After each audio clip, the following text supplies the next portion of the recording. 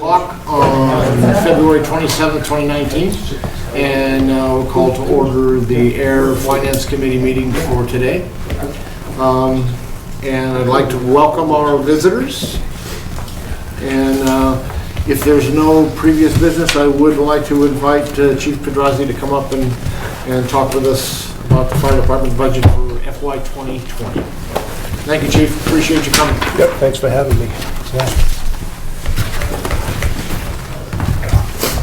So, I haven't really met with most of the people on the board here before, so I don't know, maybe I just give a little overview of how we operate. Exactly. I was going to ask you if you'd give us a little bit of a discussion about the whys and the why nots, and also one of the things that's of interest to the committee would be those things that you would like to have put in the budget that because of financial constraints or whatever reason you couldn't, and you know, where do they fit in the importance level, that kind of stuff, to give us kind of a sense. So please, floor is yours. So we're a combination department.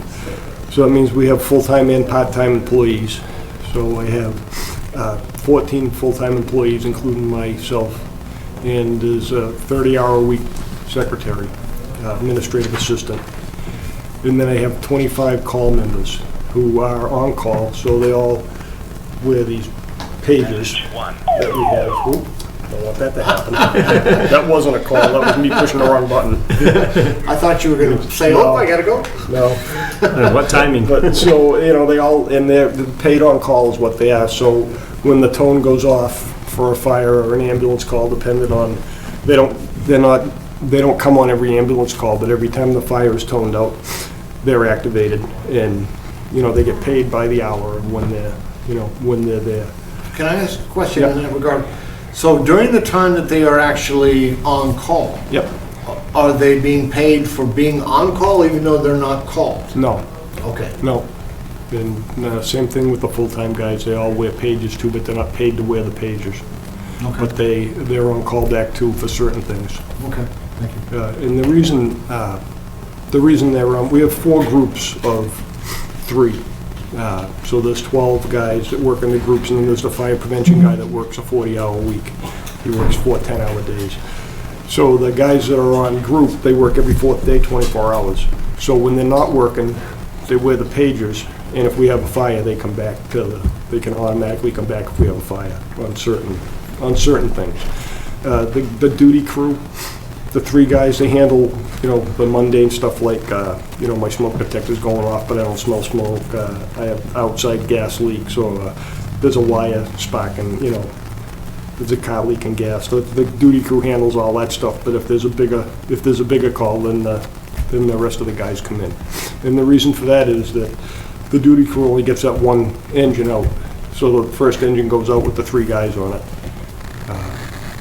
The ambulance goes out, it has 2 guys by state protocol. It has to have 2 to go.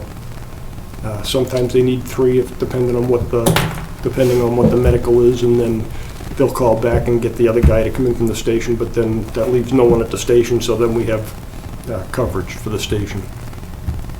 So in that circumstance, if the 3rd guy goes, does an on-call guy automatically come in? Not automatically. They would have to call from the dispatch center to activate to have somebody come in. Okay. Yeah, so it's nothing, that stuff's not automatic. Some of the stuff's automatic, certain calls. Like if they called somebody who was on the floor, unresponsive, all 3 guys would just go, and then they would fill the station with backfill. Okay.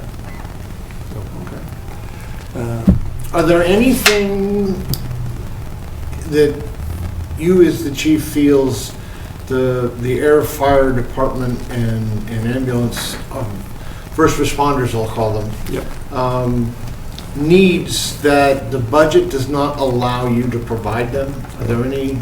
You're not going to like the answer. Yeah, I will. I want the truth. It's in the budget memo that comes out every year, no new personnel. We need more personnel. The amount of calls that we have, we don't really have enough people to cover the amount of calls that we have, and it's a shell game sometimes to move people around, or even sometimes to get people from another town to come help you when you really shouldn't be calling. Is there any regulatory requirements for that? No. Or the number of people? No, there's recommendations, but there's no requirements.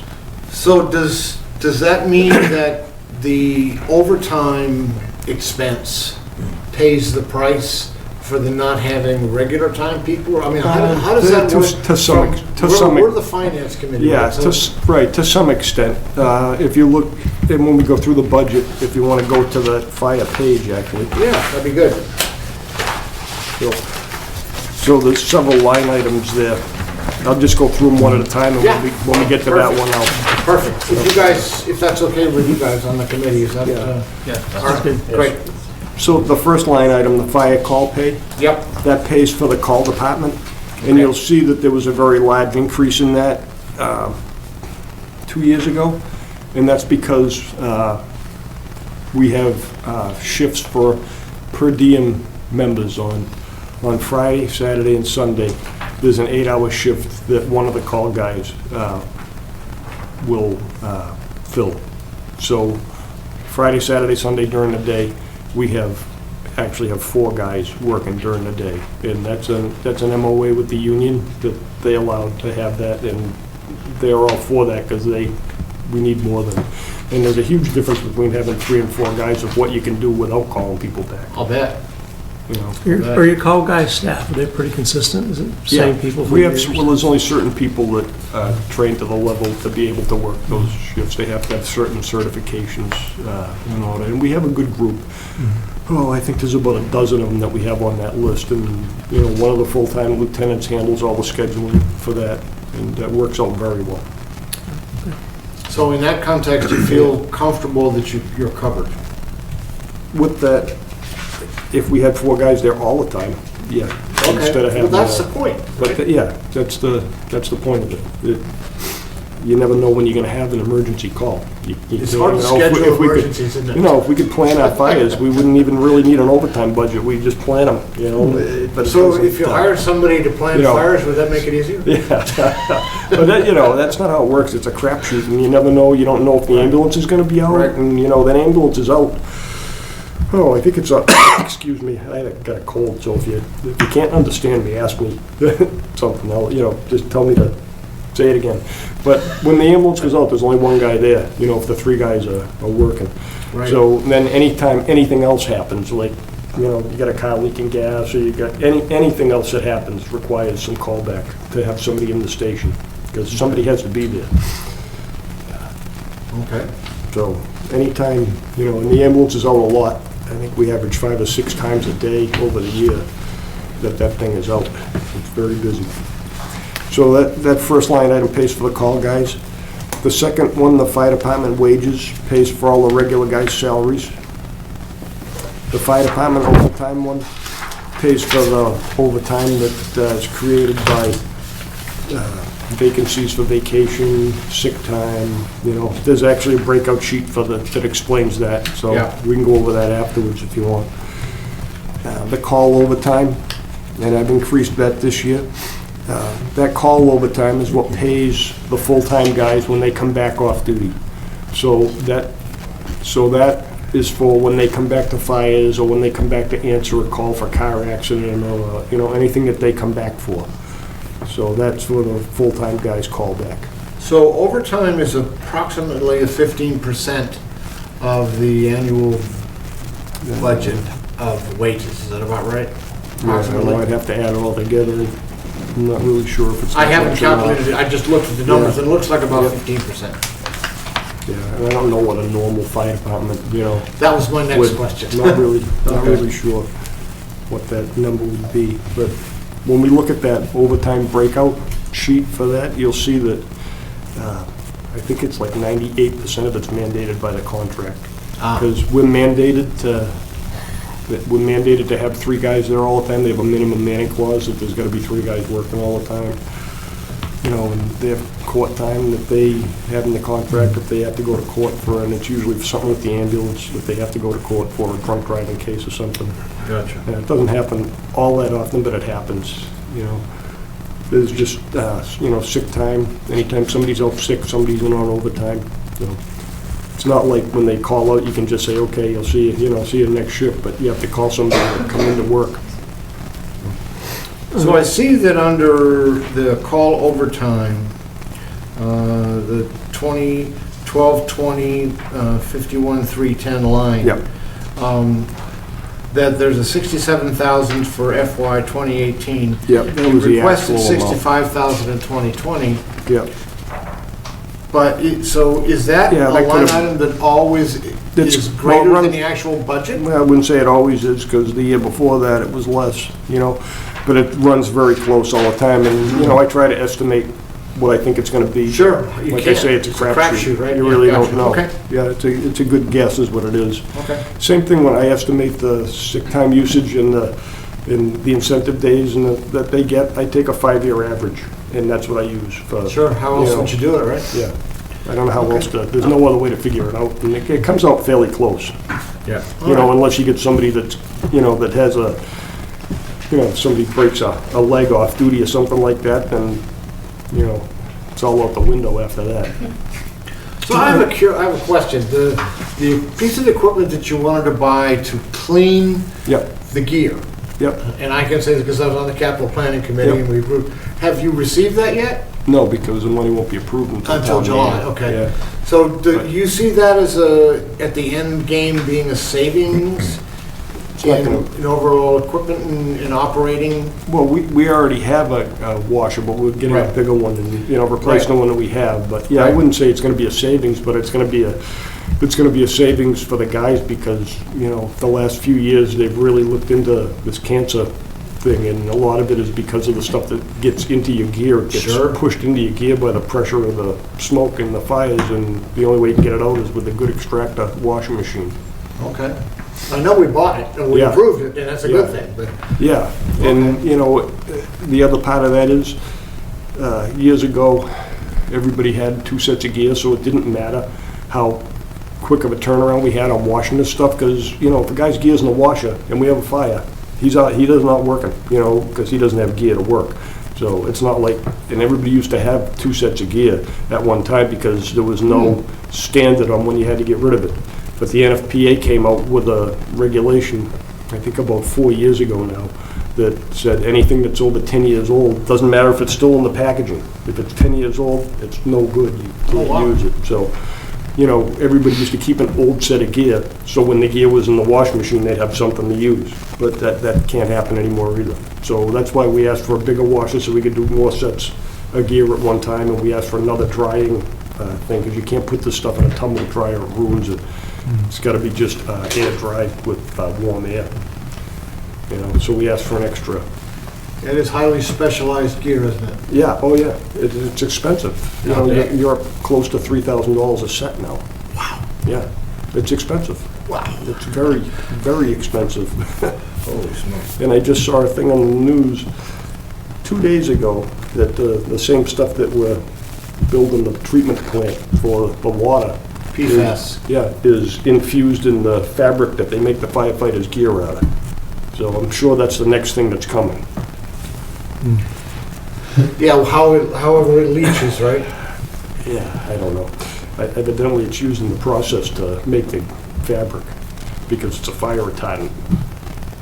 That's great. And the EPA has not set Right. a minimum requirement. Yeah, that's a big deal with the growth well. But and- the state did, but the Yeah. federal government hasn't. No. Yeah.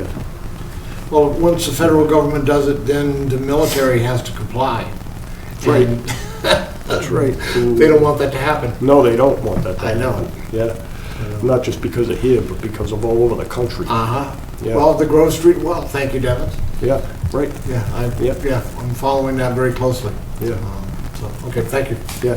So the next line items are for training.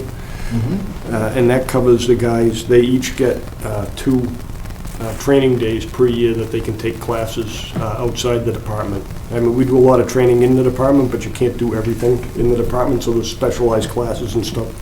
So that covers 2 classes for each guy.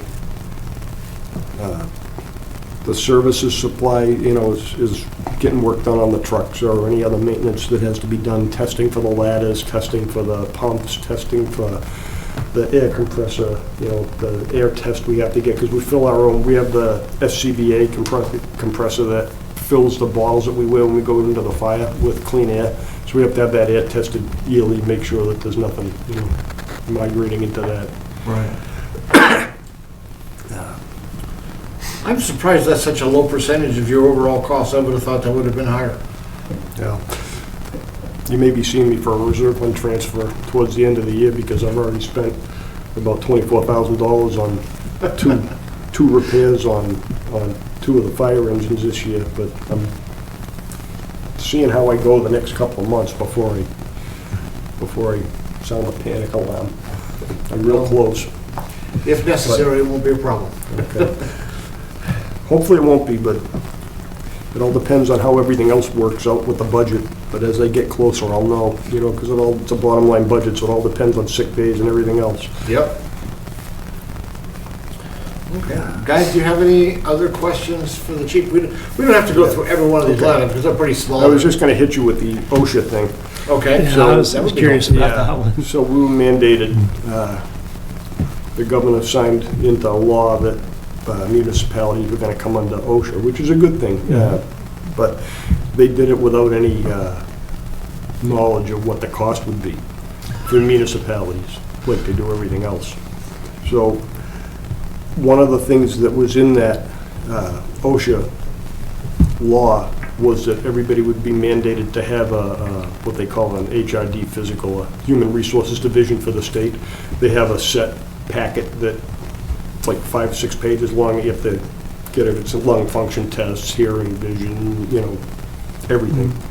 And they were going to mandate that everyone on the department had to have that test as of this day.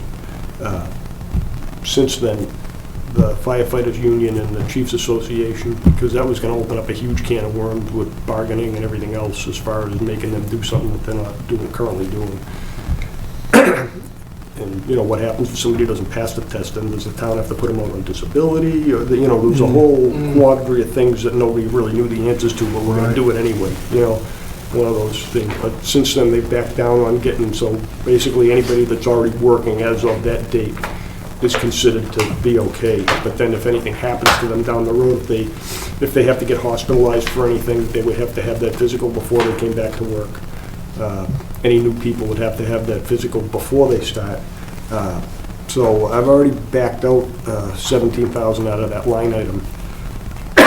Excuse me, sorry. I still need to have money in there because there's other impacts other than just the physicals. There's stuff that has to be done at the station, which it's not huge stuff. There's plans that have to be written for every, evacuation plans, things that we never had at the station because, the public buildings were mandated to have, but we're the fire department, so we know how to get out of the building if we have a fire. But now we have to actually have a plan, have it up on the wall. I mean, it's kind of crazy, but that's So you have to create a book of SOPs. Which we have already, anyway, but not, there's a lot more of them that would have to be written, let's put it that way.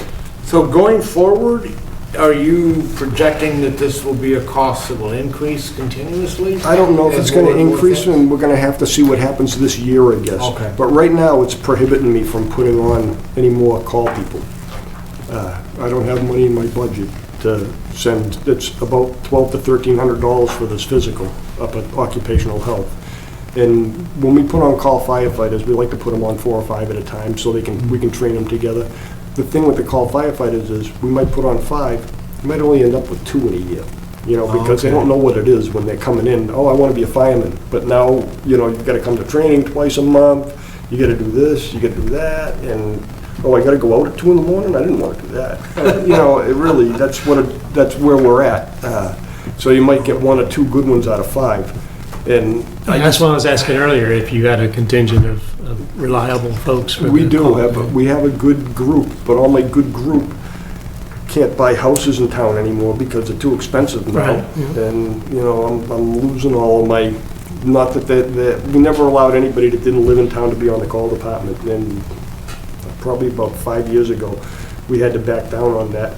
People that were on the department that moved out of town, we let them stay on. And I've got several now that don't live in town but are still on the call department. They train with us. They're some of the per diem guys. Most of them are firefighters in other towns. We end up getting them on the call department, we train them, and then they get a job. a full-time job somewhere else. That's not gonna get easier, is it? No, it's not. My last two good guys, one of them just bought a house in Leominster, and the other one bought a house in Lunenburg. I've had one guy recently that was able to purchase a house in town, and only because what he does for job, he's able to afford it, what he does. But it's just not getting easier. It's just everything's pushing west, and That's not a problem that's particularly visible to the community either. it's not. No, not at all. No, but, I've seen it. It started in Chelmsford, it went from Chelmsford to Westford, went from Westford to Littleton, Yeah. and now it's here. And it really is an issue. Well, it's not just your profession, it's other professions as well. Yep. As the greater Boston area grows, people are moving further west for affordability and Yep. quality of life and other sorts of stuff. I think the importance is that an on-call firefighter has Right. to be close Well, enough to come in. absolutely. Fire. Absolutely. A I'm couple not of an times. on-call finance committee member, so I could live far away. Yeah. Well, I'm glad to hear that. But, even the guys that live 10 minutes away now are a big help to me, Yeah. because they're trained, and they're actually firefighters working on other jobs, so they're getting continuous training, and they've been on the department some of them have been on the department over 10 years already. Wow. Yeah, and just is what it is. It's society. It's what it is. At some point, But there's a it- problem that'll it have to hurts be us. addressed, but fortunately, right now, we don't have to. Yeah, yeah. So, I have a list of people I wanna put on another 4 or 5, but now I can't even take them into the station now, and, without them having that physical. They have to have a physical before they can start work. Wow. Yeah, So the ticket to entry just went up. yeah, way up. And then, like I say, unless you know the person, I don't know, a lot of the people that are applying, I don't know. Sure. And you don't want to discourage somebody just because you don't know them. They might be the Right. best person. You don't know. Yep. Yep. So you don't really know until you have these people for a year. And, And this is money this is your bet, yeah. because the And- town pays for it, and right? the thing is- This is your bet that Yeah. they're gonna, And the thing is that before it didn't matter, because if you put them on and they didn't show up to calls, they didn't get paid. Yeah. You know what I mean? Yep. So now you gotta put them on, you gotta pay some money to put them on, and then, it's the gear thing too. Sure. We almost have to look at people and see what size they are. It's bad. If you got a guy that's really big that's coming on the department, you might not even be able to, if you had the money for it that year, you might not even be able to get gear for the guy for 7 or 8 months, because that stuff's out a long time too. Wow. If it's an odd size. You made a comment before about you having to call other towns. Oh, yeah, we do. Do those towns, those towns have on-call people also? Yeah. That you can call? Not to call for here without going there first. No, a lot of the towns around us still have call people, Littleton, Groton, Harvard's mostly call, they have a couple full-time people now. Devon's is all full-time. Shirley has a call department. Yeah, most of the towns around us still have call departments, and They can't be on call for you and another town at the same some time. of them are. Yeah, some of them are. And a lot of times it doesn't matter, but when you get the big fire, then you're gonna, they're gonna, Get called for well, they're gonna go with the, they're gonna go to their full-time department, Right. So Just is what how it do is. you compensate, to follow up with your question, Mark, how do you compensate another town? We don't, You don't? no, it's mutual aid and there's no compensation. Okay. If we call them, we don't pay them. If they call us, they don't pay us. No wonder you're understaffed. Yeah. Does anybody keep a score sheet of who owes who? No, because I Okay. think they'd owe us probably, and a lot of it's because of the geographic area that Sure. we are in. We're a very small town bordered by a lot of other towns, so we're a lot of times we're the first call for a lot of these other towns when they get a fire. And, we have what's called a running card for fires, so if I get a call for a fire right now, the dispatch center is supposed to activate 2 other towns. If it comes in as a structure fire, automatically they're supposed to call 2 other towns. Wow. Yeah. And then if we get there and we call a working fire, that brings 2 more towns. So just for a regular fire, you get 4 towns involved in mutual aid. And years ago, it wasn't like that, but the way things are now, There's all kinds of rules and regulations that have to be followed for the number of personnel that are on the scene and the different jobs that have to happen. So it's not the same as it was even 10 years ago. Is it better now? It's safer. Well, that's better, yeah, for us. For those of us that are It's not. a lot, yeah, it's a lot safer for the guys. There's no doubt about that. That's a good thing. Yeah. Oh, yeah, it's great, but it just necessitates, and everybody does the same thing, it's not Sure. just me, you know. So if Devon's gets a fire, you know, they got a couple people that are automatically called, and then if they get there and they actually have a fire, then, you know, there's more. It's the same for every other town. Some of the other towns are bigger, so they're broken up into districts, like Groton's got 30 square miles, so, you know, they have different mutual aid coming in depending on what part of town the fire is in. So Okay. we're not big enough to be able to have to do that, you know. Interesting. Yeah. Interesting. So Chief, on the OSHA impact, Yep. did you have to have any consultants, or is that all handled No. internally? No, I handled it internally by, you know, basically, we went through everybody's files and figured out who was gonna need what, and, you know, part of this too is, and we haven't really gotten answers yet, part of it is hepatitis B vaccinations are required, which everyone has, but we don't know when they have to be tested again. Because it's an ongoing thing, we're not sure if it's gonna be, you know, we're not sure if it's gonna be, you have to do everybody this year, and then in 5 years from now, we're gonna do that again, or if people, you know, we're not really sure, and there's really no clear cut thing on it. So we're still trying to work on that, but that's gonna be part of that money that's still in that I left in there for the hepatitis B vaccinations. So I just had one other question, and forgive me for not understanding all right. this, but Yeah. on the fire call pay and the fire department overtime, Yep. it says will need COLA increases? So Yes, that's not so- included in? No, I didn't, no, normally because these aren't unionized people. They're Oh, okay. they're part-time employees, and the union guys will get their increase with their contract, but that's not in here, so whatever gets decided, will have to go, Gotcha. you know, will have to go in this budget. Good question. Yeah, so there's no COLA increase, Okay, added nothing in. automatic. no. Okay. No, the only thing that I adjusted for, and it tells you right there, is that any new certifications the guys are getting, I adjusted for their longevity and if they're gonna get a step raise. Those are the only things I added in, because those are all contractual items. Right. Okay. Guys, do you have any other questions for the chief? No, sir. Do you have any comments or questions for us, chief? No, just, I mean, down the road, we're gonna have to be looking at more manpower at some point in time, Understood. you know. Well, in that vein, what's that a function of then? Because you mentioned that they can't afford to live in the town, so is that a function of their current, the salary that they would make here as a new person? Sounds like that's most of the people that would be on call. It's Yeah. important to live close. If Right, You're and these guys on are a on regular call, too. shift. They're mandated by state law to live within 15 miles of, you know, as the crow flies, from border to border. But, yeah, the last few guys we've hired don't live, they can't afford to live in this town. Wow. Yeah, I got two that live in Gardner and one that lives in Leominster. They can't afford it. I know that feeling. I got sticker shock when I moved up here from Florida.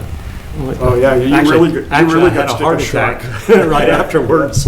I was up here 6 months and had a heart attack. So it's not a function of desire to be a fireman? Oh, no, they'd all love to live in town. Okay. Yeah. No, they'd all, every one of them would tell you they wish they could live here. Yeah, Okay. yeah, and, you know, some of the guys have moved to just the next town over, just because of, it's actually cheaper to buy a house in Shirley than it is to buy a house in Ayer. And, you know, they can't go that way, because it's more expensive that way, There you go. but they can go that way or that way. Yeah, it's just. That makes your job that much harder, doesn't it? It does, yeah, yeah. And, you know, they've even, the firefighters union, unless it's mandated in the contract, and it never used to even be able to be mandated in the contract, they have to live within 15 miles. And if you're a civil service department, it's 10 miles. But the firefighters union got the state to change that, so they actually have the right to bargain over how far away they can live now. I mean, Our guys haven't done that, but they could. They could. Bedford, Concord, Newton, Lexington, I'm sure all have firefighters though. I'm sure so- they do. Oh, yeah, we have tons of firefighters that work in Concord that live in town here. Right. And there's tons of people that live, that work, I mean, one of my call lieutenants is a chief in Sudbury. You know, he's been on my department for almost 30 years now, but I have people everywhere, mostly that way. You know, but it is what it is nowadays. Guys, are we let the chief go? Chief, thank you very much for coming. Thank you. Appreciate it. Very informative. I would say, too, if you have any questions, don't hesitate to ask, you know. We don't. We'll give you, Hope you feel better, too. yeah, me too. Hopefully by tomorrow I'll be much better. Thank you. If it was yesterday, I wouldn't have been here.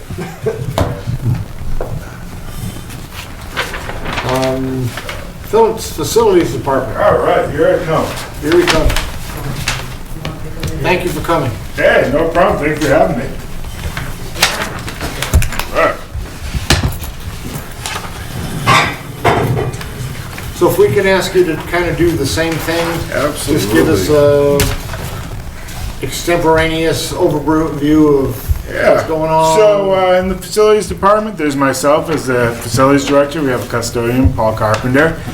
He oversees the town hall, police station, DPW, cleanliness, general maintenance.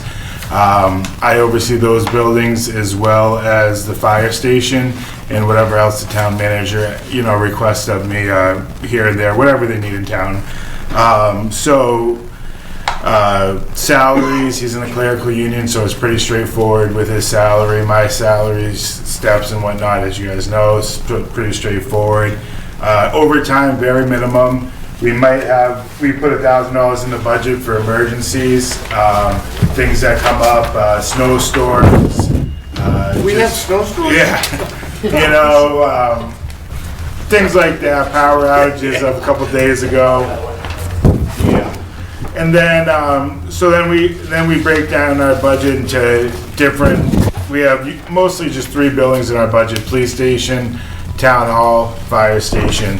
We do service for each one of those buildings. That's the contracts for generator, general maintenance contracts that need to get done. And then we have the utilities for each building: electric, heat. We are on set rates for our gas and set rates for our electric. And then we also do the solar meeting for the electric. So we get a ton of savings that way. And we're about 3 years out on our gas, so we still we're at about 75 cents per therm. So hopefully it goes way up and we keep paying the same. And we're about 2 years out still with our electric, so we got some good rates there. So that's gas, electric. Vendors, it's mostly issues that come about that are unforeseen. Town hall has a higher vendor budget due to the age of the building compared to the fire station only being 10, 15 years old, police station 20 years old. Seeing some issues at the police station, as you can see on the bottom line budget, replacement of fence, things like that are starting to deteriorate a bit. But the building itself is strong brick. It's holding up well. The HVAC system, we're doing a capital project, upgrading that. Yeah, I'm familiar with it. Yeah, so it's stuff like that, bringing it, modernizing it, bringing it to the new century that needs to be done, but the other 2 buildings are in pretty good shape. Maintenance is pretty much the same as service, just 2 different wordings, but kind of all the same contracts.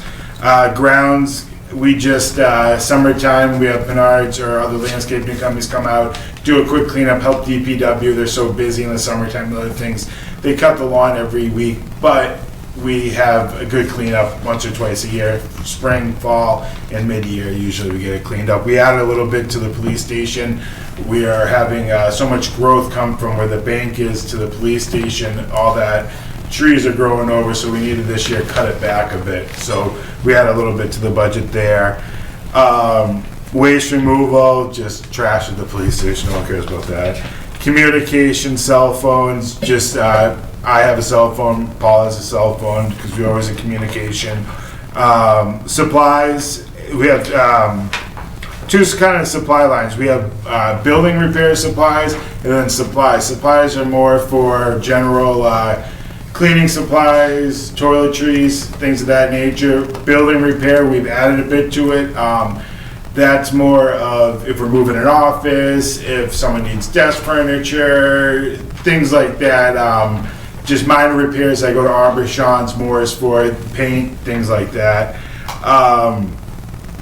We have a continuous line item over the last 2 years of painting and upkeeping of this building. We just subtracted 3,000 out of it from 8,000 to 5,000 this year, but it's more to keep up on the walls. We get a lot of bubbling of the paint from it being an old brick building on the exterior, getting a bit of moisture coming through the walls and working on that type of stuff. And then we have a couple kind of one-year line items at the bottom. I just spoke about the paint, the fence of the police station I briefly spoke about, fire station entrance where you first walk in the fire station. Unfortunately, the floors are great, but they're starting to deteriorate due to just wet feet, just getting at it. So we're gonna try to do something there to replace it, make it look nice, do something nice there. And HVAC, on the bottom line item, we are gonna, unfortunately, we have a control system here, as everyone's probably heard in their meetings, turn up the heat, turn down the heat. Our brains of the operation is failed, it's called the Java system. Right now, we're only able to enter it as a high risk on the computers, so it opens the computers up for viruses and different things. What we need to do is replace that. We are going to be doing a backnet system. It's all brand new and stuff. I won't keep going into the details about that, but and that's the budget. I'm going to ask you the same question I asked the chief. Sure. Are there things that you would like to see in the budget that aren't there, that you consider to be important, that need to be there? And if so, what are they and why? And is there some way we can help or facilitate your needs? No, I guess the biggest thing, Robert takes good care of us and gets us what we need. Is that, you said that because he's sitting over there. But it's, I guess, it is the facilities budget because we touch so many buildings in so many different departments. Sometimes other items do fall into the facilities budget that you wouldn't think would. For an example, when we sold the old fire station, to get that up and running, there was some cost for that. We did oversee part of that in our budget. So, but items like that do sometimes fall in our budget. Calvin didn't just pay for it? Yeah, he helped out. He did a great job. But, just the understanding that it's not always cut and dry with facilities. I understand. And then, you guys give us the one-time yearly line items. Those are always big because as a fence falls down, we don't want to put that in the vendor budget and increase the vendor budget because we're not going to need it every single year, So as long as we're able to add those various things, it works out really well. So do you do some kind of in case of an emergency expenditure, how do you go about getting revenue that you need? I would go to the town manager's office. If emergency came through, like Roberts always talks about, a plane coming through the ceiling, everyone in town would know about it. It would be, we would have to go through the proper channels. But for the minor items, because it is a bottom line budget, sometimes we have to take from other areas to fulfill the needs that we need if there is an emergency. So reserve fund transfers, those kinds of things? Yeah, hopefully that never happens. Hopefully we can do it inside of the own budget itself, taking away for something else and having to go that route, but that would be the case of emergencies. Okay. So, guys, are there any questions? I just have a generic question about. Please ask him, don't ask me. Well, it's to you and Robert? And Robert. If something gets approved for a line, does it have to stay on that line? It can get used somewhere else too, right? Yeah. Robert, please. So, Good evening. Yeah, through the chair, it's a bottom line budget, so of course the budget, and we do our best, obviously, by each of the line items, but ultimately it's a bottom line, so it could not necessarily be fully used for that purpose, but we have a very good track record of course, that's the goal. I think in Chuck's budget in the facilities department, one of the things he oversees all of the energy and the energy issues. He does his best to set those budgets, but we get net metering credits from our solar array, other offsets. So sometimes there is a little bit of room in the energy budgets towards the end of the year that could address some, smaller project. So instead of a debt exclusion or a capital budget that's allocated for a very specific thing, as a bottom line budget, it's kind of a pool that can be used as needed within reason, right? Absolutely. Very good. I do have a question. I kind of know, I think I may know the answer, but, because this line item just kind of seems to be out of place with everything else. Waste removal police. Yeah, so fire station, they bring their own trash up to the transfer station here. DPW picks it up Monday and Friday. Police station, we actually have E.L. Harvey come out and do a 3-yard dumpster. And that'll probably spend $97 a month.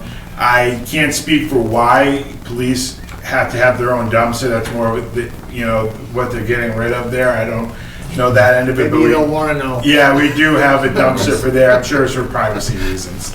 Yeah, that was my thought. That's a That might good, have been one you of did those, read this, didn't you, Terry? but I did. Good for you. Guys, any other questions for Chuck? Sure. All right, thank you very much, Thank you very much guys. for coming. Thank you so much. I was here with the Chuck. So. Yeah, Cindy was here too. Cindy's IT. I know Cindy's here, not going to say, we didn't ask for IT, but if you want to do it, you're here. I'd be happy to. Yeah, let's just do it. This is Cindy from IT, she's on Hello. this list to schedule later, so how about if we schedule her for right now? Yes, sir. Yeah. No time like the present. Yes, ma'am. Go So for this it. should be fairly quick after the last two budgets with all their line items. So IT's pretty straightforward. So you want me to just go through Did each you get line your item? Windows 7 problem solved yet? I have a good plan in place for it. Excellent. And actually probably going to have enough money in this year's budget to get started on it fairly soon. Good, good. So that's good. Please, just, All right, so first line item, forget wages, I assume, is IT services, which is probably our biggest line item. And that covers things, email, we have email archiving, internet service here at Town Hall. We also cover the internet at the Council on Aging, DPW and fire pay for their own. We have a server maintenance contract. We have 3 servers, one here at Town Hall, one at the DPW, one at the fire station. And we contract with Drive Tech out of Acton, and they do some monitoring and upgrades and kind of keep everything running for us fairly well. We're an IT department of 1, so there's a lot of different things. So usually if I have to subcontract something, I like to do network first. Sure. And then hardware, because those things are pretty standard when you get into software, Munis and things like that. Really. so have you thought about moving to AWS or Azure or any of the Yes. MEC systems? I actually am looking at AWS to put our plans. We've For been those of you that don't know, digitizing AWS is Amazon Web web Services. It's called the cloud. You've probably heard of the cloud. I've heard of the It cloud. is They- the cloud. they own a We big got chunk of the educated you on cloud. cloud. Yeah, so we've been doing a lot of digitizing documents. We have a senior work-off person, Okay. and she's actually, after her work-off is done, she works part-time digitizing. I think she did 8,000 pages of the Wow. building department plans. We Very have a good. big Canon full format printer, scanner, copier, and she's been doing a great job. Now we're looking for a place to put all that data, so it can be easily retrieved by, the people at the different locations. Right. So we're looking at AWS for that. And I think that's from what I've seen, I think that's a better solution than, the Google Cloud or Or Azure or one of those. Azure. Yeah, AWS is, they know what they're doing. They're very good. Yeah, Microsoft's nice, but, you kind of pay by the. Well, Right, Microsoft right. tends to go after the great big fish, and AWS is That's- buy what you need, we'll make the sandwich as large as you can eat, Exactly. and that's a good thing. Yeah, that's a good fit for us. Yeah. So that's something that we're looking into doing this year. What else we have on here? General IT services consulting. Okay, that's pretty much our part-time help. Today I had a call on my way in. There was a problem with the SCADA system over at wastewater where it tried to run Windows and couldn't. So, I went over there and did all the things that I could. Ended up calling them. They picked it up, fixed it, and they're bringing it back in the morning. We have to keep those type of systems up. Yeah, and SCADA's running. kind of important. Yeah, SCADA at water and at wastewater. Those are our mission critical systems.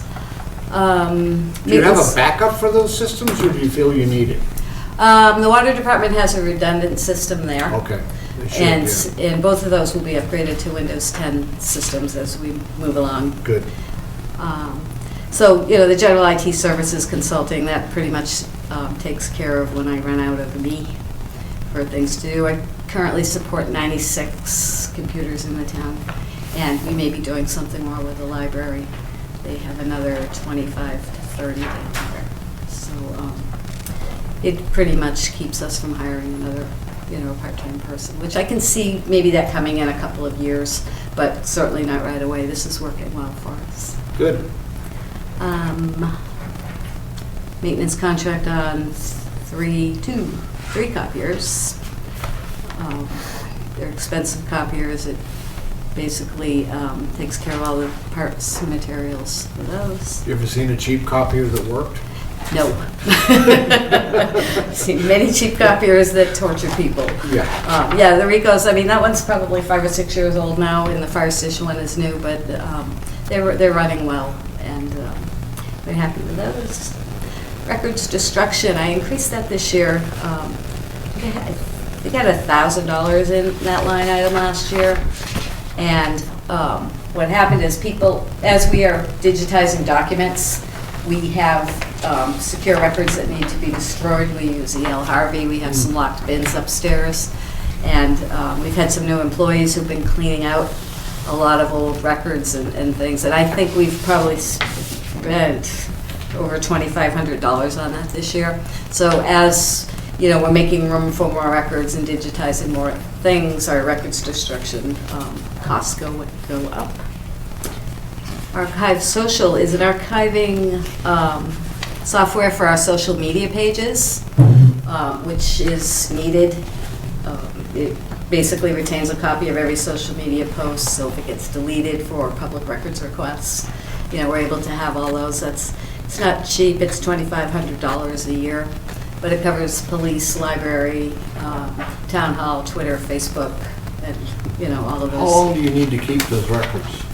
That's a good question. Do you know? How long do we need to retain social media postings? I'm not just sure. curious if Yeah, there's any it's a good regulations or question. anything on it. Yeah, so, Yeah. Mr. Chairman, if you go, the Secretary of State's office oversees the public records destruction schedule. And so if you go to their website, there are schedules for everything. Okay. So the minimum is generally, the average is about 5 years, but it's very specific. And Right. we have to get permission from the Secretary of State's Public Records Division to destroy things. So like personnel files, you have to keep forever. The average is usually 5 years, but some contracts are 10 years and so forth. Okay, thank you. Yeah, we have our senior work-off woman who is remarkably wonderful. She's doing a great job for us, scanning W-2s that Kevin has back to the 50s, I believe. So, Current ones. current ones, yeah. Wow. I don't think I had a W-2 in the 50s, but, yeah, so, and again, W-2s are paper, we need permission from the Secretary of State's office to destroy them, and then we can put them in our secure dumpsters and pay to have those destroyed. Cindy, let me ask you, this is all innate knowledge that you have. Is there a standard operating procedure that defines all these things that the town has for its IT systems and control? How, if you, God forbid, walked out the door and a bus ran over you, Okay. Okay. Or train. or a train, or depends on which direction you go. Yeah. Or when the Powerball. Or, yeah, positive something, right? Or scenario. Chuck dropped a tree on your accident or whatever. Or a choke. Is there some kind of a process whereby someone could come in and pick up where things are and understand and Yes. you know my question? Yeah, I know exactly what you're saying. Robert has asked the department heads to work on a contingency document Yeah. of sorts. So basically, I think it's like 20 pages on IT. It has like the IP addresses. It doesn't have passwords in it. Those are in That's a another good thing. place. But it has vendor. Those are on your wall, right? No. No, I've been known to tear those off of people's walls, so they Good don't for do that you. anymore. Lost my train of thought on processes, procedures, Manual. controls. Yes, on the contingency plan. So, Right. yeah, it's got vendor contact, website, IP addresses if needed. And I do keep that up to date. I mean, we just installed the sign last month down at the fire station, and, all the contact information is in there for that. And of course, Chuck and I work closely on a lot of these projects. Right. So, I don't know if anyone could ever just come in and replace me, but. Well, probably not, I'm sure they couldn't, but my interest would be more in survivability, Yes. so Yeah, that would be, I was going to ask that question. If it's Yeah. all included, like disaster recovery. Yes. And the other thing along those lines, we do have redundant backups. We actually got a grant to do those better. So police and fire back up to each other. DPW and town hall back up to the fire station. So, we've got, unless the whole town goes out, we've got some pretty good backups. and they're in connected place. through multiple paths, no doubt, primary and secondary network paths and all that stuff. Okay, good. So you were pretty happy with that. What else is in services? And all these things you're saying, I don't see them here. Am I missing that somewhere? This is in the IT services line. Yes. it's- Okay. Yeah, I mean, I don't have a lot of line items. It's blended, It's there's a kind of bunch a of stuff. It's kind blanket of a for breakout a thing? lot of different things. Yeah. The other thing that, that's in training, I'll get to that in a minute. So we have a 5-user Dropbox account that some people are using. Another big item in there is our lab tech software. It's $750 a month per computer, and it allows remote access into all the computers. It does monitoring. It'll tell me when, Adobe is out of date on specific computers, and a lot of things like that. Also comes with antivirus software. So we pay $750 a month per computer for that, which has been very handy. We also get a full hardware and software inventory from there, Good, which is very helpful. part of the CIS SANS First 5 controls, which we have implemented with another grant. Good. So, so the services line has a lot of different things in there. Website's the next line is website design and maintenance. We pay $3,000 a year for our website and $1,200 to populate the board and committee pages with the current members. Because that's things like that. It can be a kind of a bear to keep up to date on, because people seem to move around a lot on these type of boards and committees. Training is split between training for me and training for employees. And basically, the employee training consists of cybersecurity mandatory monthly training. All employees who use computers are required to take this.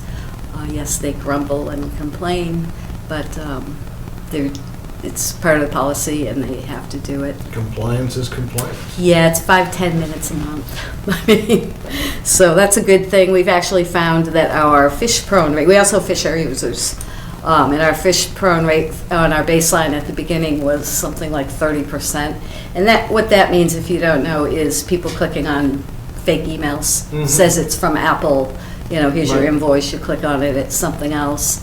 So throughout, doing monthly training. That's phishing spelled P-F-I-S-H. PF, yes, like the band, right? Yeah. So our fish prone rate's gone from like 30% down to, I think it was 2 last month. Excellent. Yeah, so they're all fearful. Keep that of- malware outside. Yes. That rate is due to like inherent links that they get, or you're testing them by We're sending testing them. fake. Ooh. Yeah, so That's a the good company thing. that we do our cybersecurity monthly training from offers that as something we can do. So we send out 2 or 3 to everybody, and I've we, wondered if my job does that sometimes, and I just accidentally don't click the links because I'm not interested in reading what they send me. yeah, they could. It's they're all aware of it now.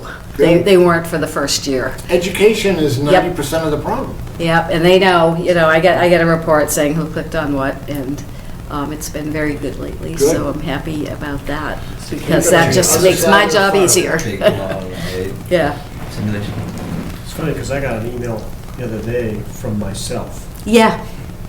I know. I got one recently from Air And I went, IT. "Ooh, yeah, Yeah. that looks legit." I don't remember sending this to me. Right. Exactly. I know. I got one from Air IT saying it's time to change my password. Click here. I'm like, oh, Yeah. yeah. Okay. It's surprising how people just don't even think about it, you know? I mean, I think we all do. I get emails from Microsoft, because I have an MSN account. Yep. Telling me that I haven't updated this, and I haven't done this, and I haven't done that. So I send it to abuse@microsoft.com. And they're really good about tracking it down. I mean, they are really good about it. Good. But if you just click on it, boom. You don't know what's gonna happen. You can't unclick. Yeah. Someone should You have invent to print the that on a unclick, t-shirt, right? I think, you know. It's like the DWIM command, which I'm sure you would love to have. Do what I mean? Yeah. Yep. Yeah, so training has worked out really well. Good. And It's great to know. we're working towards 100% employee rate, taking all of those. Yeah, you want all the fishing to be done in the pond or at the store? Yeah, sleep at the store for lunch. Training, communications is just It is cell what it is, phone. yeah. That's my cell phone. It's $60 a month.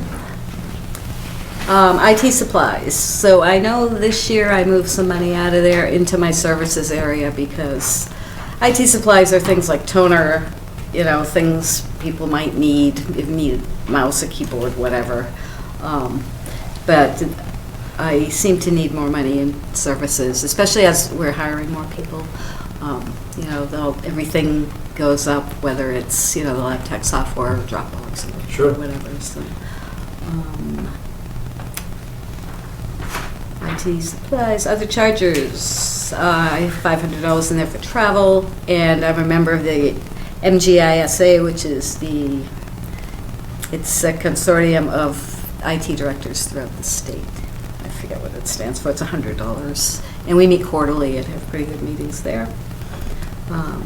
Hardware, $15,000, basically $5,000 for general hardware repairs and failures, Stuff breaks, you need and new stuff. $10,000 for new stuff. That's life. Yeah, and I'm going to have enough here to get started on the Windows 10 project Good. this fiscal year. Good. So, yeah, you know, it's a busy department.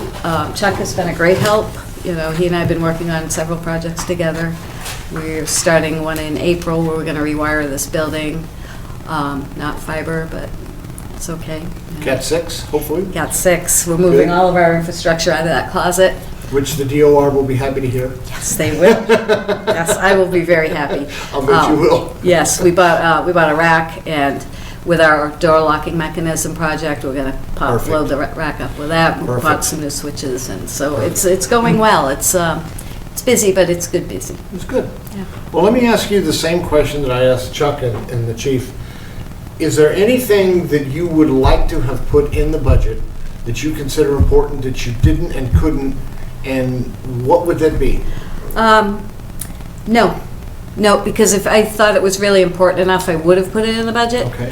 I really don't see any services or anything that I would need to add to the budget this year, but it's certainly a moving IT. You never know. You don't know, you know, what's Okay. coming up, or, I mean, when you hear about new things, it'd be great here, for example, today I heard that we can put speakers in our Wi-Fi units here and use it for paging.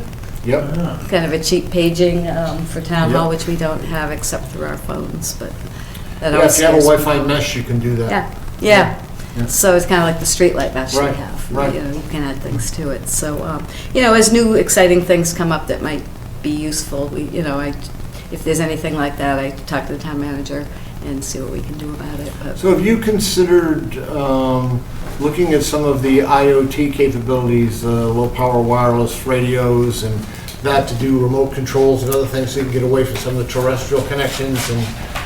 yeah, I haven't. It's hard in a lot of these buildings to you're talking about wireless. Now, these are very for the low most frequencies, part, so or- they will penetrate windows or penetrate walls, there's no problem with that. Okay, yeah, I haven't looked into anything If like you're that. interested, let me know. I might I'm be, very yeah. involved in that. so. Oh, good. All right. Guys, do you have any questions for Cindy? No? Cindy, do you have any other questions or any questions for us? No, I just, thank you for doing what you do. I know you do it for free. Well, thank you very much for coming and filling us in, and now we don't have to schedule you. I know. It's great. Thank you All right. very much. Thank you. Getting, she reminds me of Melinda. I know. All right. I'm looking at her and going, she She does. Melinda was there. I'm sorry, they could be sisters. Boom, boom, boom, boom. Thank you, guys. See you at 10. Thanks, guys. Bye, thank you. You bet. Robert, if you have anything, you don't have to hang around if you don't want to. We're just gonna do the minutes, and then we're gonna schedule, and, well, maybe you can help with that. Scheduling, police, library, parks, and DPW. Those are the 4 that we haven't chatted with, but in the meantime, Greg, you have some minutes for us to I do. approve? Came prepared this time. So this October 17th one, Mark wasn't there at the time, wasn't a member yet. So that's No. just the 3 of us. And then this one is from last week, or last time we met.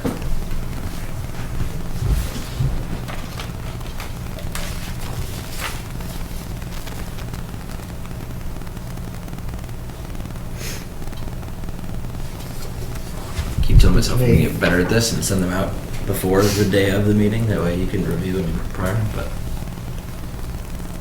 then I put it off till the day of. That's not a big deal.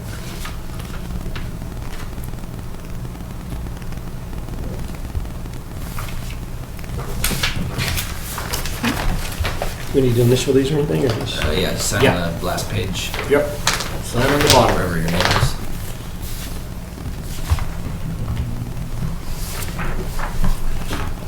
We have to vote. We have to vote on them as well. Yes. Today, should I wait till sign? 27th. Well, Today's the 27th. are there any issues with the April 17th October minutes? 17th. October 17th minutes, excuse me. None noted. Then I would accept the motion to accept them. I move we accept the October 17th meetings as presented. I'll second. So be it signed, please. You want to say aye first? Aye. Aye. Thanks for reminding me. Well, I only know this because I have to write down what happens. I so understand. If you don't have a vote, then I'll have It's a nothing to good write thing. down.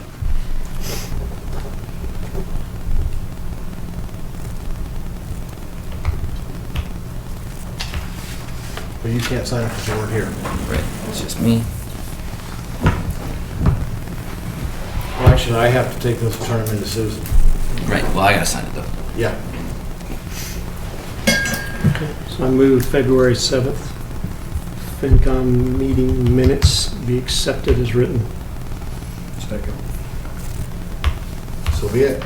All those in favor? Aye. There you go. Opposed?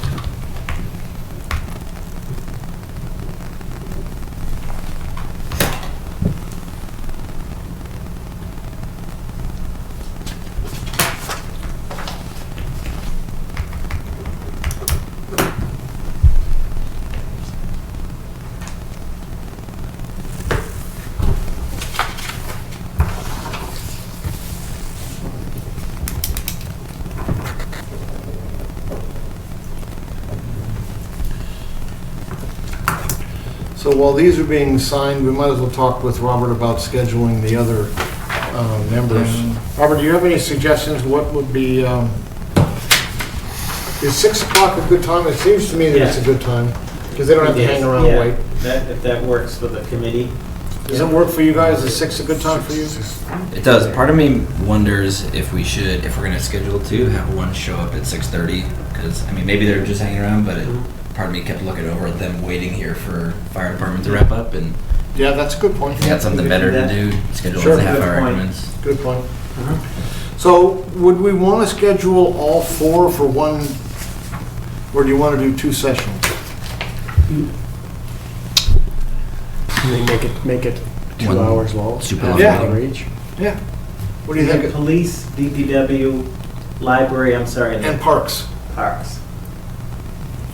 I mean, I have no problem with 2 meetings, each one half an hour apiece. That's perfectly okay. Or if it's more convenient for you guys to have all 4 of them show up on one night and just get it done. I mean, I'll leave it to the committee to discuss. It's I up to don't have any you. issues either way. I just want to remind you that I will be out of town 18, 19, 20, and 21st. I'll come back into town on the 21st. I assume you're talking about March, because February's gone. Yes, March. Okay. Well, I'm going to be in California the 24th to the 29th of March, so And I'm gone the 11th through the 15th. I'm unavailable the first week. you're going the first It week. sounds like it's me, then him, then you, then you. 4 consecutive weeks. Well, as long as we have a quorum, that's... Yeah, I mean, So it so sounds like we need to knock these out if we can the first 2 weeks. I think that's appropriate. let's say I've done, I mean, I think all of these groups last year, so I think it's maybe more beneficial for the new members to hear, Sure. you know, what police and library have to say. Good point. I have heard before. So the week of well, that'd be next week, actually. Yeah. I'm gonna be gone. We can do next week. Yeah, I thought you had a FinCon meeting scheduled for the 6th anyway. I haven't actually scheduled it, I proposed it. Oh. I don't schedule until I do this. Once I do the agenda, then I send it to Susan, and it gets posted on the website, then it's official. Right. Up until that point, it's just been discussion.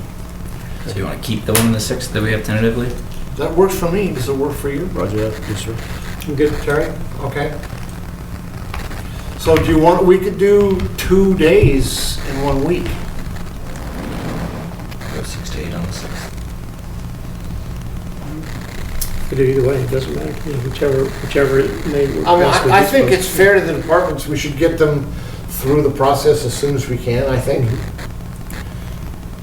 What do You you think that would think? be a problem? Robert, what's your? I don't think that would be a problem, I mean, as long as the committee's willing to meet, and I think to Greg's point, we could, I'm just saying like 6 DPW, 6:30 police, we could, you know, schedule them. And if somebody's quicker than a half hour, you move on Yeah. to talk about mail for the day or Yeah. roundtable discussion, Right. whatever. Yeah. And then go back to whoever shows up Yeah. when they show up. So we could do the 6th and the 7th next week, Okay. Wednesday and Thursday, if that works. Yep. Because Okay. you've been, like you said, you've been through this before, Yeah. so if you have any comments, you can send me an email with them, and I'll be happy to address them. But so, do you want to do the 6th and the 7th? Is that okay? Robert, what do you think? That's fine, and if you want, Mr. Chairman, then I can ask the 4 what their, Yeah, we're just Preferences. exactly, and then just let me know, and I'll Yeah. schedule it. yeah, Okay, so be it. all right. I like it. That's a great idea, Greg. Dividing them up, splitting them with a half an hour, so they don't have to sit and wait. Yeah, I was thinking the same thing, right? I mean, we're having a great conversation with the chief, but the poor guy's just sitting back there. He's probably Yep. thinking this more. So there's one other set of minutes here that I'm missing. But Oh, yeah, no, okay. Oh, there they are. All right, I'll plug over. Susan, you'll get these tomorrow. Okay, I would entertain a motion to adjourn. so you don't have any committee updates? It's fine if you There don't. is no update. All right. I make a motion to adjourn. Second. So be it.